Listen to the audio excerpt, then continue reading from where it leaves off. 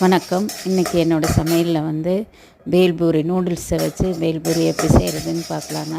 அதுக்கு கடாய் அடுப்பில் வச்சு நிலக்கடலையை நல்லா வறுத்து எடுத்து ஒரு தட்டில் மாற்றி எடுத்து வச்சுட்டு, நூடுல்ஸை நல்லா பொடிசாக உடச்சி வச்சுட்டு அதையும் கடாயில் போட்டு நல்லா வறுத்து எடுத்து அதையும் ஒரு தட்டில் மாற்றி எடுத்து வச்சுக்கணும். அது கூட நூடுல்ஸில் உள்ள மசாலா பாக்கெட்டை அதையும் இது கூட சேர்த்து மிக்ஸ் பண்ணிவிட்டு கட் பண்ணி வச்சுருக்கிற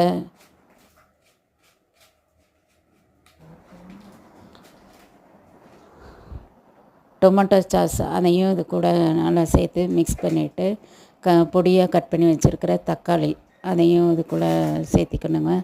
பொடியாக கட் பண்ணி வச்சுருக்கிற வெங்காயம் அதையும் இது கூட நல்லா மிக்ஸ் பண்ணிவிட்டு, கொத்தமல்லி தழை, லெமன் அரை லெமன் அதையும் புழிஞ்சு விட்டு நல்லா மிக்ஸ் பண்ணி சாப்பிட்டா செம்ம டேஸ்ட்டாக இருக்குங்க. வீட்டில் நம்மளே செஞ்சுக்கலாம். இது மாதிரி ட்ரை பண்ணி பாருங்கள்.